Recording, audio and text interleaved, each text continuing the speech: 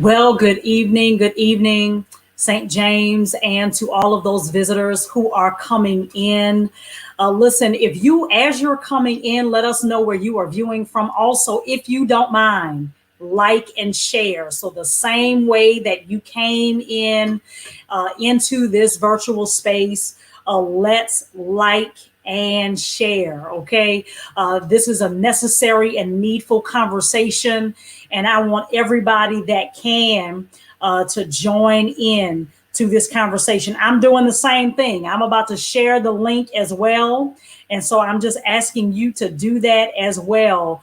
However you can. If you're viewing us from YouTube, you can also take that same link and you can share it on Facebook, Twitter, Instagram, however you want to share that. And so I just want to make sure that we get as many viewers as possible for this dynamic conversation. This is a needful conversation, especially as we are approaching the holidays, and so many things are happening within this pandemic. And so it's very, very important for us to be educated on maybe some signs of child sexual abuse, and how to talk to someone, how to report things, and how to actually talk to that child. So I'm excited to host and to have my special guest on, Miranda Burton. This is going to be great, great discussion. And we're going to highlight Marion's house. And I want you to share and like it. I see some folks all the way from New Greater St. James in Laurinburg. God bless you. So good that you are tuning in. And there are a few others who are tuning in from different states. They've contacted me. So if you haven't identified yourself yet, I'm excited to see you comment in the comment, whether you're on a Facebook or YouTube. You can comment as well, and we can see your comments. So very shortly, I'm going to bring in Miranda Burton from Marion's house. I just want to let you all know that we do have another session, a special edition session. We are highlighting community organizations that give back, that supply services on this coming Thursday as well. We're going to have Keisha Battle Spivey on, and she has a company called Ripple Effects. And let me tell you, they are impacting the community in Rocky Mount and the surrounding areas. Her ministry thrust is homelessness and transitional housing. And so we're going to have her on as well. I'm excited about it. On December 10th, is also going to be our third community highlight, and we're going to bring on Pastor Aggard. Her and her ministry are going to be partnering with us that night. Her ministry, actually, they're going to use it as their Bible study, and we're going to talk about mentorship. Very, very important. And so I see Baton Rouge is in the house. Dr. Mary Moss is in the room. God bless you. A spiritual mom of mine, and I'm just so glad to have you on as well. So we're going to bring on Miranda Burton. Come on, let's receive her. Hey, Miranda, how are you? Hey, How are you? good. Good. So glad to have you on tonight. This is such a needful topic. I know it's one of those topics too that people try to kind of stay away from, Yeah.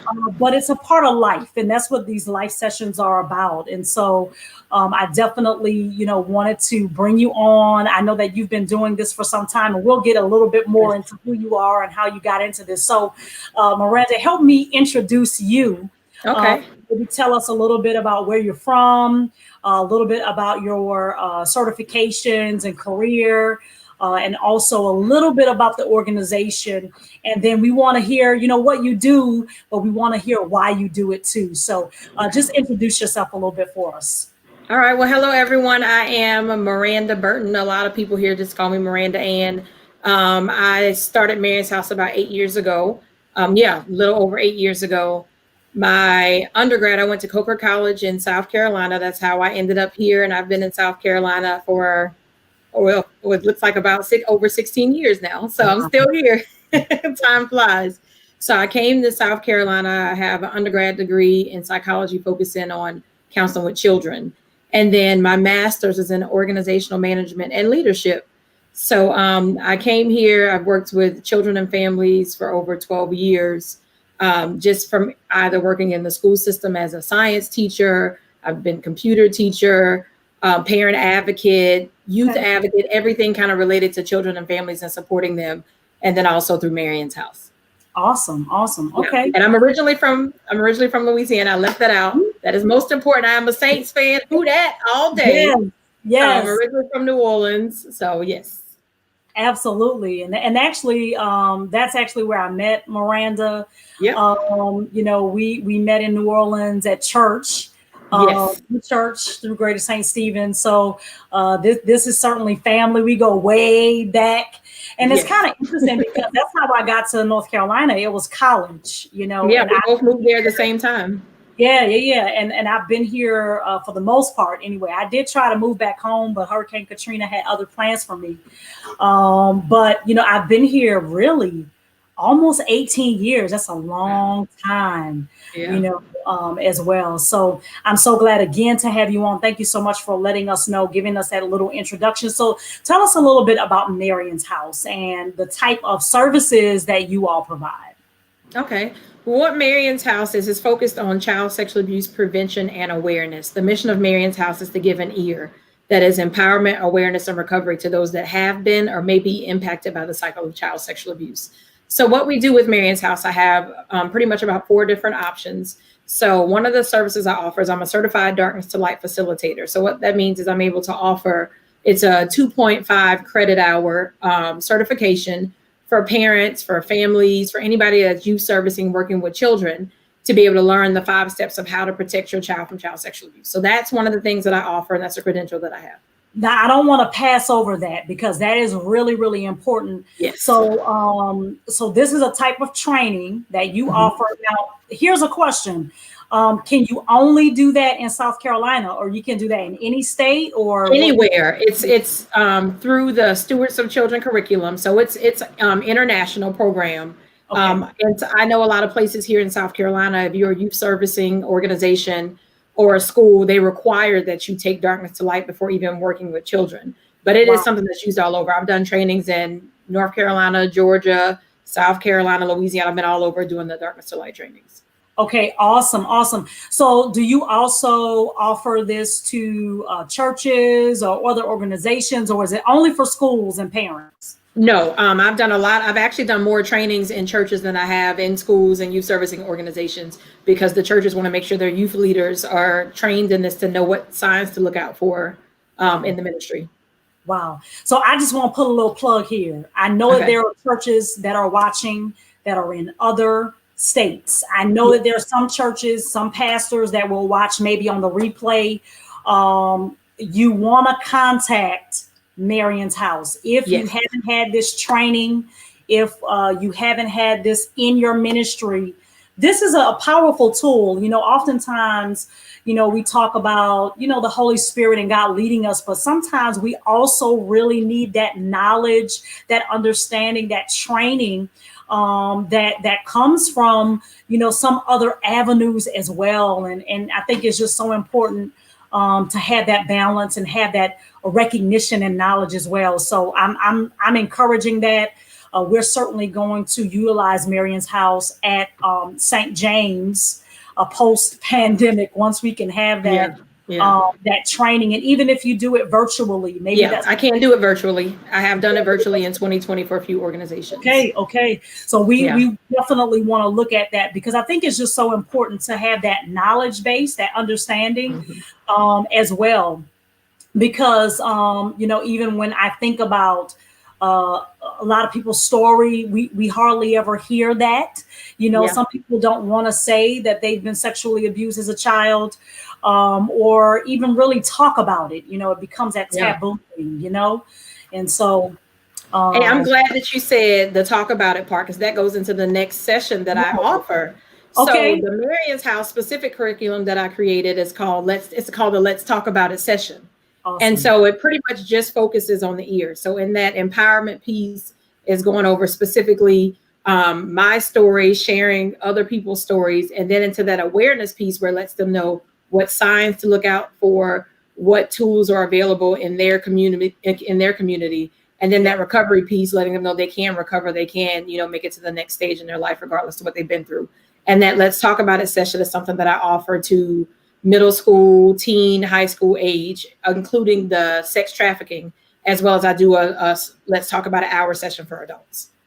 Wow. Wow. So you also focus on the sex trafficking as well. Yes. Wow. That's really important as well. Wow. So, okay. You're very passionate about this. Obviously you've been doing this for 8 years. You've invested time in getting trained.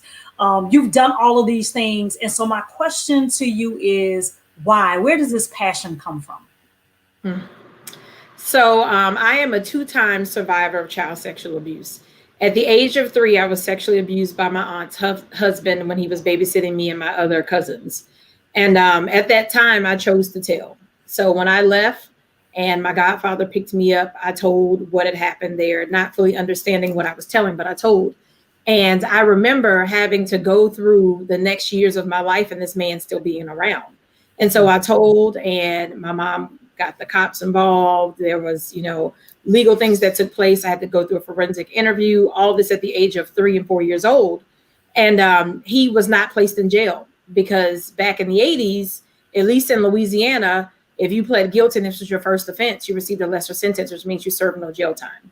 So he was let back out into the streets, where he returned to my aunt's house with the rest of his children and continued to be molesting other people's children and molesting kids. And so it wasn't until he was a repeat offender that it was a known repeat offender that he was placed in jail. So, but before that occurred, when I was 6 and 7 years old, I was then sexually abused again. My mom had a living girlfriend, and during that time, she sexually abused me for the ages of 6 and 7 years old. And it's important that when I share my story, I talk about the phrase grooming. A lot of people are not familiar with what grooming means. Mm-hmm. And that's when an adult or an older child, they have a place of power over a child or an adult or someone they're close to, and they begin to develop a relationship with them so that you trust them. So they may start by, in my case, she was doing my hair, making me feel beautiful, gave me that affection sometimes that I was not receiving at home from my own mother. So as she began to kind of maneuver herself in there, it was, in my mom's case, she looks at it as, she's treating her even better than me, so there was no red flag for her. And then in my case, I'm like, I'm getting more affection and love here, so you don't recognize what's happening. But in grooming, those people are going to maneuver themselves into your family, into your household, into your youth servicing organizations, because they're not going to regular places where adults are. They're going to go where the children are and groom them so that then you let your guard down and your family lets their guard down before they begin to molest them. And that's what she did to me for almost 2 years before she was gone from the home. So in that case, I did not tell. So because the 6 and 7 year old Miranda looked at 3-year-old Miranda and saw that, why would I tell when I'm currently still seeing this man who I know violated me? My 3-year-old body wasn't important and he wasn't removed from the family. So why should anyone care about my 6 or 7 year old body? Right. Mm-hmm. So and eventually, like I said, he was placed in jail, but it wasn't because of me telling. It was because of other offenses. So for me, it's important that through Marion's House that I share my story, because if there would have been a Marion's House out there, maybe I would have told just one more person. That would have been the difference. And maybe if I would have attended a session where they were reading books and talking about good touch, bad touch, I said, no, put up a red flag. These things that I now share through my services, if I would have had that, I would have gone the extra step to tell just one more person. Because I told my friend, but my friend was the same age as me. She couldn't help me. I remember trying to tell someone at school and telling an adult, and they kind of brushed me off because I was the talkative bad kid that was always getting in trouble, right? So they just kind of brushed me off. So, I mean, if one more person, so that's why when I share my story and when I talk to children, I say, keep telling until somebody answers, until somebody responds the way that they should to make sure you're safe. Wow. That's very impactful, and I, one of the reasons why I also personally, to be very transparent as well, wanted to highlight this is because I too was sexually molested at 7 years old. Oh, wow. And that's something that, I don't share very often. I've shared it in private conversations. I've also shared it. And I, at the time, chose not to tell. And I actually did not tell until I was 14 years old.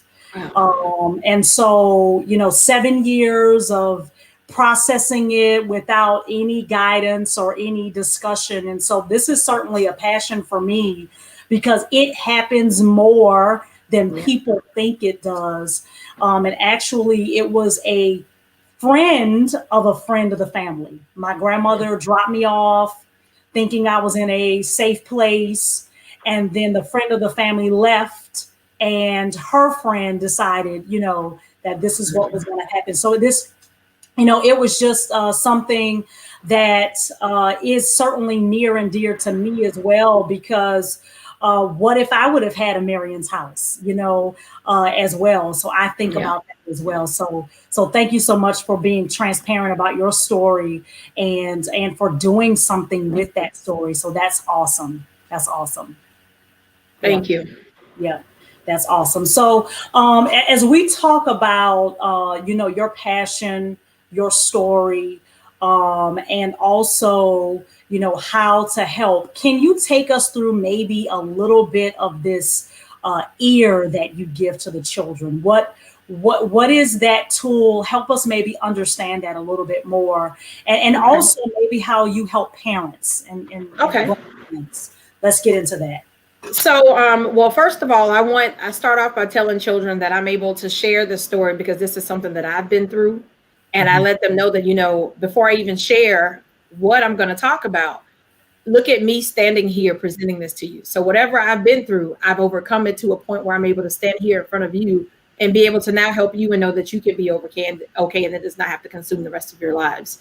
So through the service of Marion's House, I have been partnered with a charter school where I was able to go in and do workshops with children. That's where we do the sex trafficking. I've been able to help them with job readiness skills, life skills, helping them with budgeting, just all the basic skills, SAT, PSAT, that kind of prep things, FAFSA, helping them with all your basic skills so that whatever they've been through, they do not have to allow it to consume the rest of their life. So that's where kind of a lot of the empowerment piece comes in. They're able to see an example right there. This is someone that went through all this, and guess what? She's still standing here as a leader to be able to support you now. And when I get into the awareness piece, I like to use demonstrations where, depending on the class size of the room. So if I have 10 kids, I look and count immediately, like I'm quick. I'm like, okay, there's about 5 or 6 girls, and here's about 4 or 6 boys here. I'm like, look, if you look at this room right now, there's a chance that if there are 4 girls in this room, at least one of you before your 18th birthday may be sexually abused. So no, it has not happened today.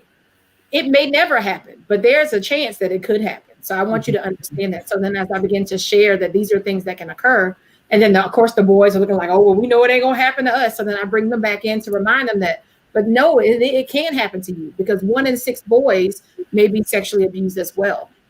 And then I make sure they understand that in the midst of me letting them know this could happen to one of them, it may be the difference of them attending my session may protect somebody else.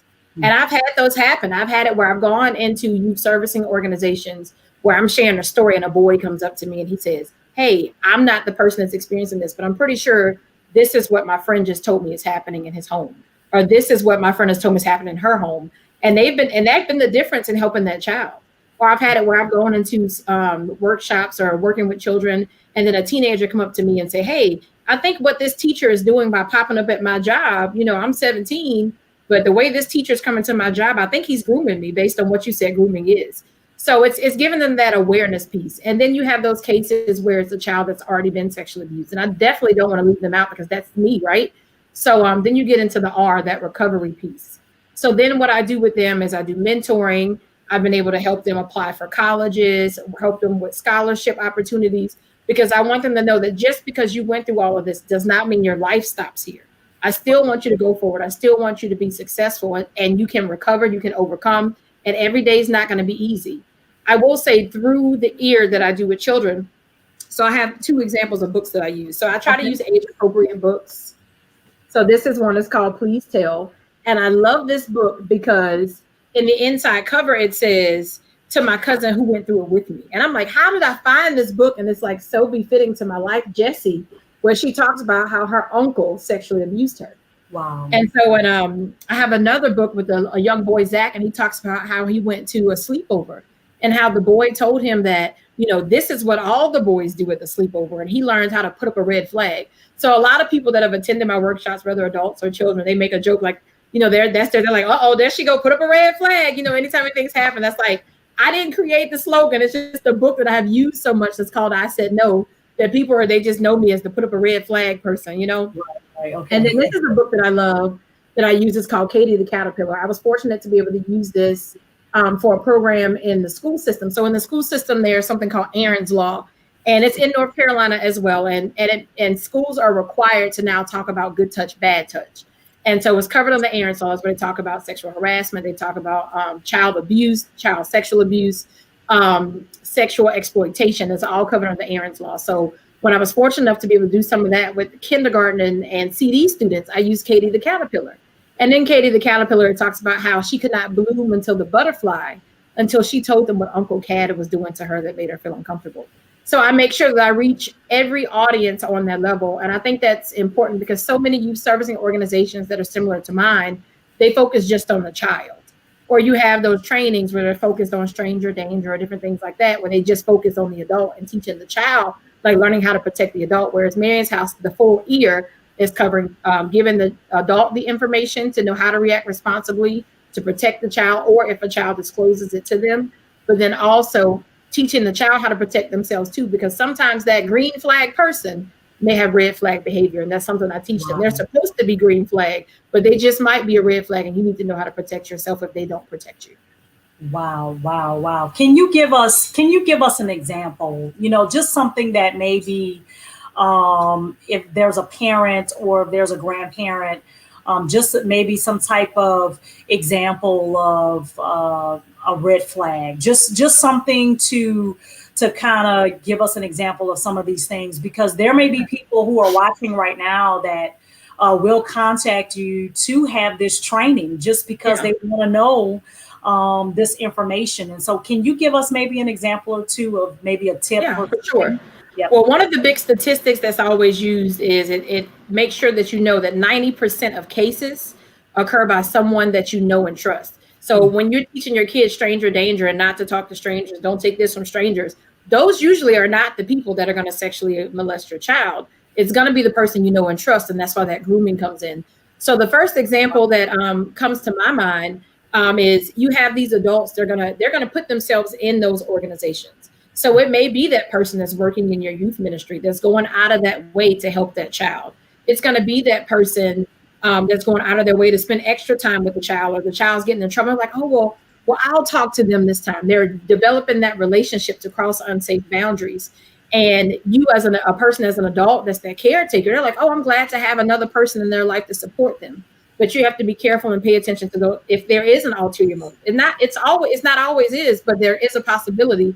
And you have to pay attention to that. I can tell you there have been times where I've had children to be heavily involved in activities in school. And then all of a sudden they begin to pull away from those activities. Mm-hmm. And if you see that they have now changed their behavior and no longer want to do something that they love, there has to be a reason that they want to withdraw from those things. And in this child's case, it's because someone tried to sexually assault her at one of her after school activities. So then she no longer wanted to participate. So I think it's important that parents, sometimes they just look for a child to become obnoxious or very sexual. Sometimes they withdraw. They don't always, throw themselves out there. So being conscious of that as well.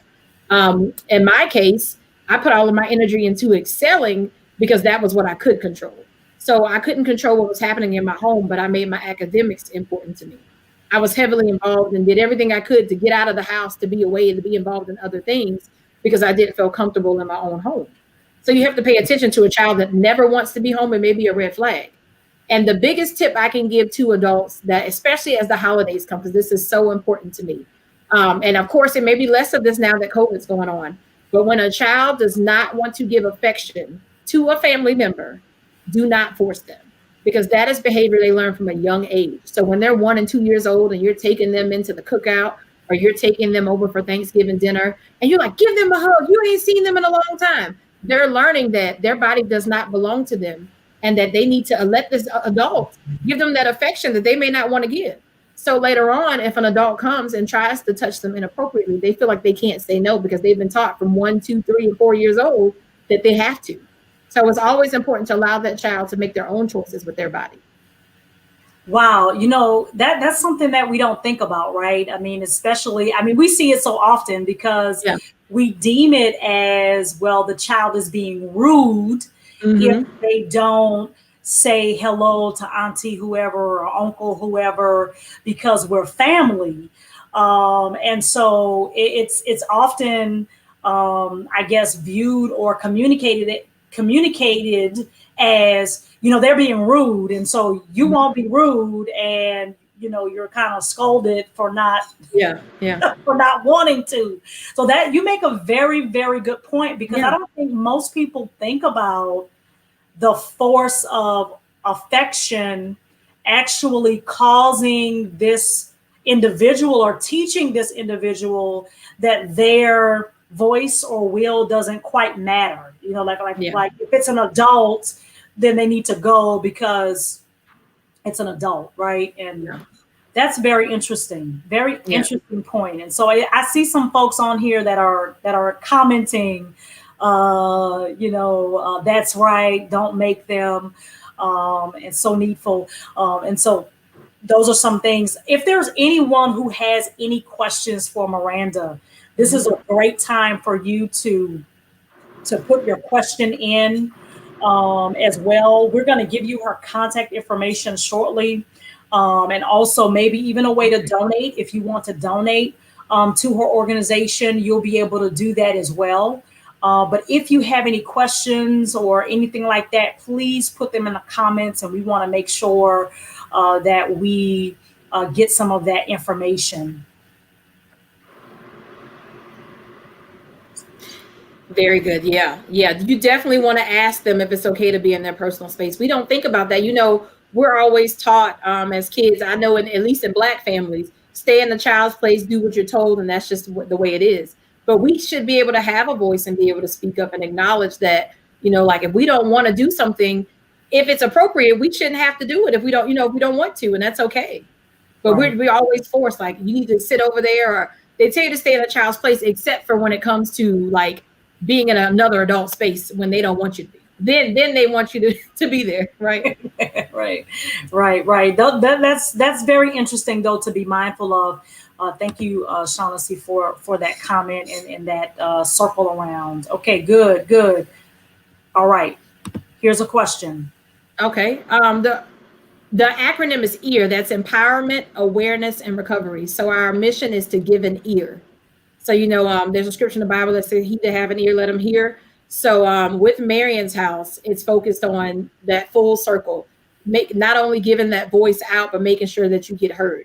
Because a lot of times the victim may share their story, they may try to communicate, and they're not heard. So we want to make sure that you give an ear. Good. Thank you so much for that question again. And so I'm interested a little bit on some of the statistics. I know that you know some of these things, but I'm interested maybe in some of the statistics of, a child abuse. You mentioned like 1 in 4 girls, Mhm. 1 in 6 boys, right? That's Yes. one thing. What even about the sex trafficking? What type of statistics do you have, just to kind of maybe share with us on that trend these days? So I'll tell you, the big thing is, there's about 70% of children that are sex trafficked that previously were sexually abused. So they end up in these areas because they already feel like their body was not important and was not special. So then when it comes to those situations where they're going to be sex trafficked, they don't resist initially until it's too late and they're already in it. A lot of times sex trafficking happens. It's an older teen that's actually pulling them in. They're saying, you want to make some extra money. They're seeking out these children or teenagers that may have come from low income families. Also, another big statistic is a lot of times they may already be in foster care. A child that's in foster care is 10 times more likely to be sexually abused while in foster care. And then it's your runaways. You have that high percentage of runaways that also then go into sex trafficking. And they're either running away from home and end up in a group home, or they would be running away from a group home and end up sex trafficking in order to survive. Wow, wow. Listen, we have a good question here. Let's look at this question. As a pastor, what is my responsibility if one of my children or youth bring this abuse to me? I tell people all the time, a lot of times a person, when a child is being molested, they bring them immediately to the pastor. Not all pastors are qualified to handle these situations. So your first response as a pastor, because you should be a mandated reporter by law, because you're, over an organization that has a youth servicing entity in it. So your first step is to contacting legal services or social service or whatever may be available to add that additional family service support to them. So you be a person of support, but they still may need that actual psychological assistance. So you want to contact the social services and make sure that the right channels are taken to support that child's family. And then you can pray for them, but they may also need that actual therapy from a qualified professional. Okay. And here's a question, oftentimes, there's some stigma, with going to social services, I've heard different stories and, they just coming to take that kid away from their parent, So I think there's some apprehension oftentimes with reporting. And I think that's where we kind of get into that, I'm going to go to the parent in lieu of going to social services first, right?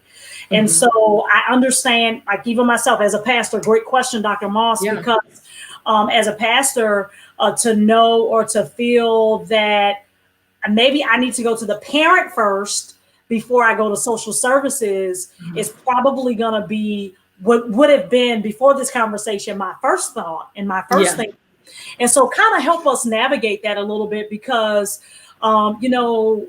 no one wants to really like report someone to social services, but at the same time, I understand the point you're making as well.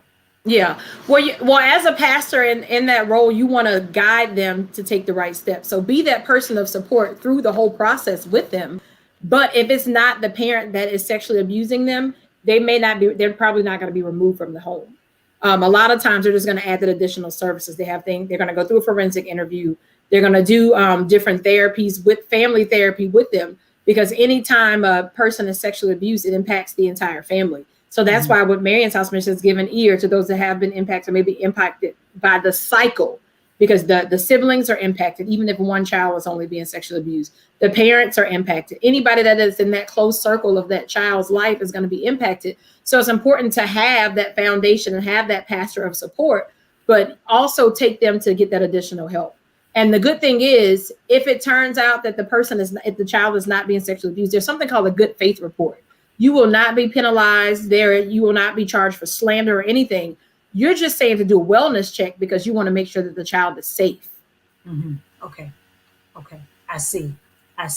And, and that's also something that has been, I guess, really taboo as well especially in the African-American church is incorporating counseling or psychology or that type of help as well. And I've recently had someone on talking about the need for counseling and that it's okay, for pastors to maybe link to a particular organization to help with some of those counseling services that might be needed that maybe the pastor or someone in the church isn't educationally qualified to do. So, that's still something Miranda, that's still something that's very new, I think, to the church, right? It's very new to religious organizations to include counseling, professional counseling in their organization or as a part of a service, right? But you know what? The churches are evolving, because I'll tell you, it's true. I've been doing this for 8 years and I went from where, I'll tell you, a lot of the Black churches were not as welcoming of me coming in to do this initially. I'm sure. But I've watched it evolve over the 8 years. I have more reaching out to me. I have a lot of the African-American churches are reaching out to me for the recovery. You know what I'm saying? But a lot of the other churches are reaching out to me for the prevention. But now they caught on. They've caught on and they realize that, they can't do it all. You have pastors committing suicide, and sometimes pastors don't want to deal with it because they've been through it too and they don't know how to deal with it. So it's important to bring up that extra step. I'm thankful the church that I attend, they have done a lot of social emotional workshops to be able to support the church as whole. So they brought in doctors, they brought in therapists, but they do bring it in as like part of Bible study. So, that's a smaller group. That's an avenue rather than doing it on a Sunday service, having it during Bible study where you're able to talk about what is the impact of being molested? What is the impact of, this abuse you may have experienced? Bringing in, all those different entities that a person may go through, because at the end of the day, those church members are humans, and humans are going through the same thing. They're going through the depression. They're going through the anxiety. And that's one of the big things, even going back to the child sexual abuse. That's one of the ill effects that, can linger on. I know for me, I have suffered with depression and anxiety most of my life. And that's something that is a result of the sexual abuse I experienced as a child. Yes. Yeah. And I totally understand that, as well. So, okay. Awesome. This has been some good information. Any other questions? Those were great questions so far, from the audience. And I think there are going to be some who look at this on the replay to get some of that information. So, I'm looking forward to some follow-up to your organization as well. Okay. Yeah.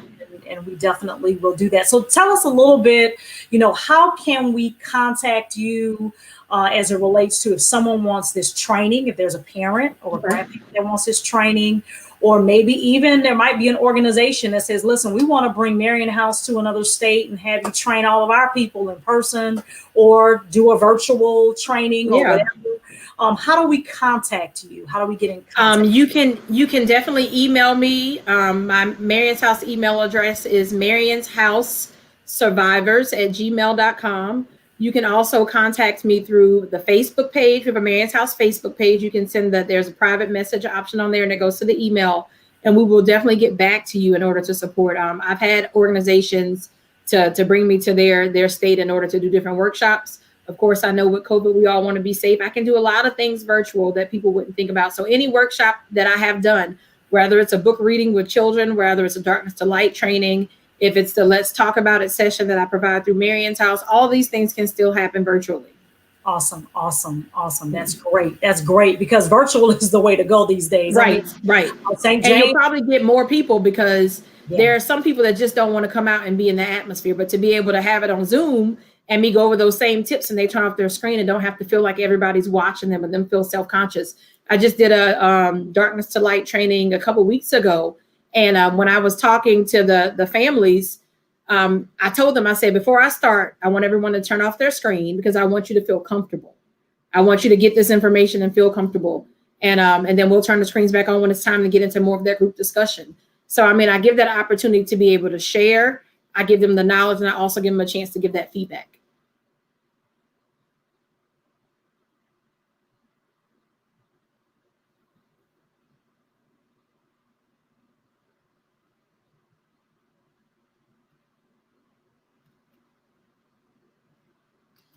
Okay.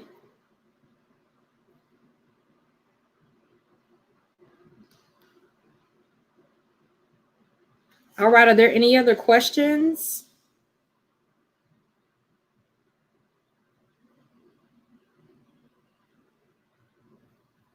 Let's check in here.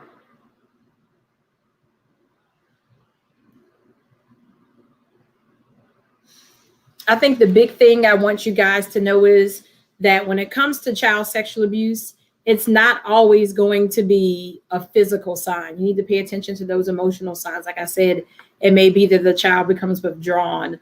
It may be that, they not want to participate in the activities you're used to them usually participating in. It may come that, they are not wanting to be in the space with someone they previously wanted to support and be a part of. And then you recognize that there's a difference. Or like I said, in my case, I have the anxiety issues. So if you see that a child becomes frustrated because something is out of their control, why does it bother them so much when they don't have, that sense of control? What is it that they were out of control in? Looking at those situations and being conscious of when they want to be in your space. Maybe they want to be in your space because that's where they feel safe.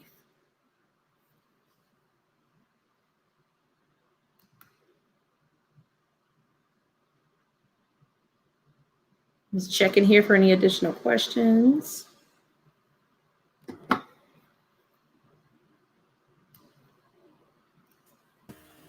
So it looks like I went out a little bit. I had a little glitch. No worries. No worries. Awesome. Okay, so I'm sure that you gave your information and Yes. So, how many people do you need for a workshop?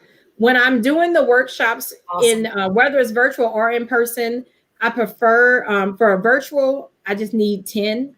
If it's going to be in person, then I want at least 15 to 20, especially if I'm traveling, because you got to think about all the expense you're paying. You want to make sure you have a good number of people there. But for virtual, 10 is fine. So I can do it as small as 10. Awesome. Awesome. Awesome.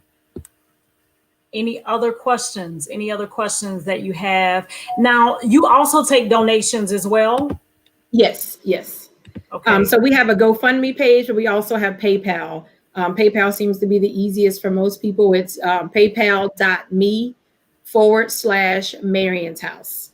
Okay. And I'm glad you brought that up, because as we're getting into Thanksgiving, something that Marion's House does every year is Giving Tuesday. And we get a great deal of donations usually from individuals supporting for that Tuesday after Thanksgiving, Giving Tuesday. So as you're out there and shopping online for your Cyber Monday and your Black Friday sales, don't forget about organizations like Marion's House that's trying to support the community. Make a donation to us for Giving Tuesday. We would greatly appreciate it. Awesome. Awesome. Listen, we got another question. This is a good question. It has been said that hurt people hurt people. Have you seen this in adults who work with children? Honestly, I have not experienced a lot of people that are victims of trauma that are working with children, but statistically, I know there is a great number of people that have been abused that end up becoming abusers. I mean, you have to, I think about in my life, there's no way that both of my pedophiles had never had something inappropriate happen in their life to where they felt like it was appropriate to do something that to someone else. And the issue is, in a lot of families, you sweep things under the rug. So they may not have gotten the help they needed. So when the next generations came along, they thought this was normal behavior because this is what they were used to. Mm-hmm. Think about when you think about the inappropriate behaviors that happen with cousins, right? You have those sleepovers and cousins are doing sexually things that are inappropriate at young ages because that's something that's happened and nobody talks about. It becomes taboo. But that's not something that should be occurring either. Right. That's very good. That's very good. Very good question, Dr. Moss. And again, if there are any other questions, let's just put them in the comments so that we can have those questions answered on tonight. This has been a great session. We've had some folks saying, thank you. This has been very helpful. I'm glad. Very helpful. So this is really good because you never know where this information is going to go or land or, who has actually been affected. And even as an adult, they need a little recovery. They need some help as well. Yes. And so, we focused on the children and we focused on that. And we talked a little bit about parents and grandparents. But does Marion's House also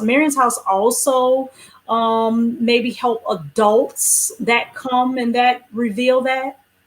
So this is what I'll tell you. The mission of Marion's House is focused on children. This is a youth servicing organization, but you have no idea how many adults have come to me because they're like, they just want that extra support to have a friend, to have someone that's a part of their life that's been through what they've been through because nobody else gets it. And I understand because I too have been that person where, I'm going through this. I remember in my teen years, this being something I was going through and me not feeling like, who can I talk to about it?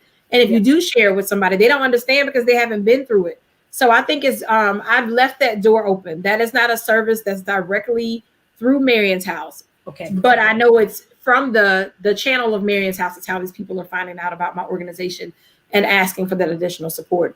And a lot of times you have these people that are victims or that are now survivors, that now they're parents. And they want to make sure they take every extra step to protect their child so they don't have to go through what they've been through. A couple years ago, I used to do these Facebook Lives and I said I was going to start back doing them in 2021. And it was Transformation Tuesday. And what I would do is have different survivors. Either they would have their written stories or they would come on there and share their story. We'd talk about, surviving with anxiety, how to date a survivor. Like we would get into how a male feels as a survivor, because a lot of times people don't think of males as victims because for so long, if a male was sexually abused by an older woman, they were like, oh, good job. An older woman wanted you, instead of seeing it as abuse for what it was. You hear rappers talk all the time about, oh, this happened with the babysitter, like it was okay. but it's not. So giving them that opportunity to be able to share in that sense as well. So that's how I've gotten from a lot of survivors reaching out to me that were adults. That's why I started doing that piece of supporting the adults through those not Giving Tuesdays, the Transformation Tuesday workshops. Okay. Yeah. We have another question. This is a very good question as well. Is it ever too late to address the abuse or abuser if it has happened as a child and now you're an adult? So I'll tell you. I'm gonna be completely transparent. So it was 2014. I found that my female pedophile was online on Facebook, and I decided I was going to confront her because I was very hurt. And this woman, took me in as like a mother figure and sexually abused me. And so I reached out to her on Facebook, and I remember sending her a friend request, and she immediately accepted, probably excited to see me, right? But then as she looked at my page and saw all this stuff about child sexual abuse, she immediately deleted me and blocked me. But I was able to message her through my business page. And I said, I know why you deleted me. I get it. I would be afraid too. I said, but I do have a question, you took me in as like a mother figure and you did this to me. Why did you think it was okay to do this to me? I said all these things, I expressed how I really felt. You said that I was like a daughter. Is this how you treat someone? I'm concerned for the fact that you have children of your own. What are you doing to them if you did this to me? And she never responded. But I got it out because I got closure. So what I'll tell you is it's never too late to confront them, but don't allow it to consume you if they don't respond, because it's likely that they may not want to address it. They may deny it. But if that's what you need to do to try to be at peace, is to initiate that contact, that's okay. My healing came through Marion's house. My healing came through helping other people, because I knew that for so long, my male pedophile, I don't even have anything to say to him. And my female pedophile, I attempted to do that because this was someone that I loved and cared about, that I was confused about what love looked like for a long time, because she took me in as a nurturer, whereas my male pedophile, I might as well just call it rape because I was 3 years old. There was no grooming that took place. He just did what he thought was appropriate. So to answer your question, I think it's never too late. I did not disclose to my mom the abuse I had experienced from the woman until I was in my 20s. And that's when I talked to my mom about it. It was in my adult life that I have expressed how I felt to my aunt at this point. It was a frustration to me that she didn't believe me. Why didn't you believe me just because I was a child? Why didn't you, these are things that I went through. So sometimes when it comes to addressing your abuse, it's not always addressing your abuser. It may be addressing the cycle, those that were a part of that cycle. And for me, it was being able to talk to my mom. It was being able to attempt to reach out to my abuser, and then being able to talk to the people that didn't believe me. Well, you said something that was very, I'm always good about pulling out people's preacher points. I know you're not a preacher, but and you said that it helps not necessarily just to reach out to or confront the abuser, but the cycle. Yeah. Those who were, that is actually pretty powerful. Yeah. Yeah.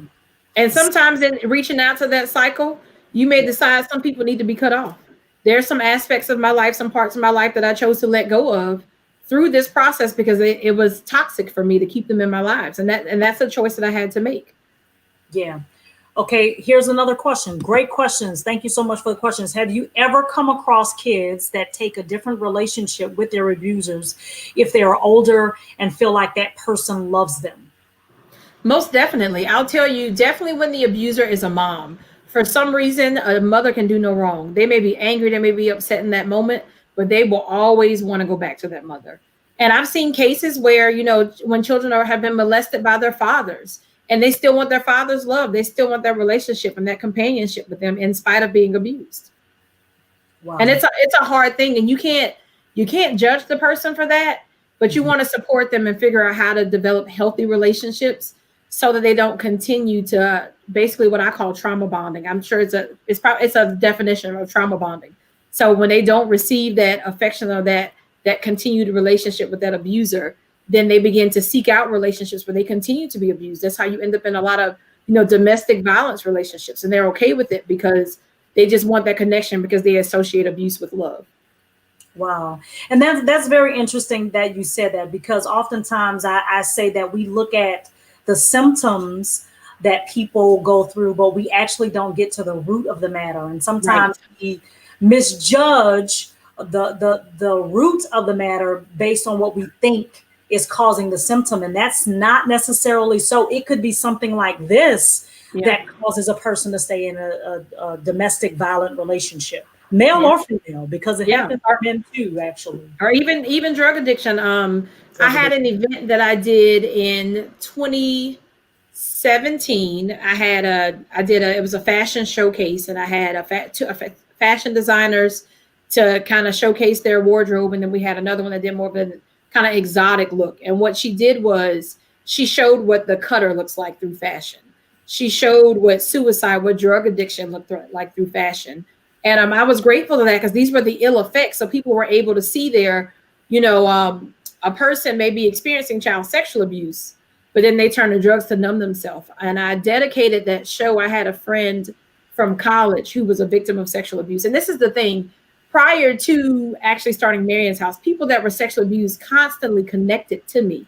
They were always placed in my life. Like, I'm out trying to have fun at a party and turn up. I'm 21, 22, living my best life. And then people sitting here drunk, and all of a sudden they're disclosing to me their sexual abuse and wanting to vent. And I'm like, what is going on? This is not What's going on here. But it always got put in my lap, and it was always a reminder, this is what you are supposed to be doing. Yeah. You're supposed to be helping people's lives in this way. And I remember in my early 20s sitting with her and her crying often about how her mother continued to stay with her abuser.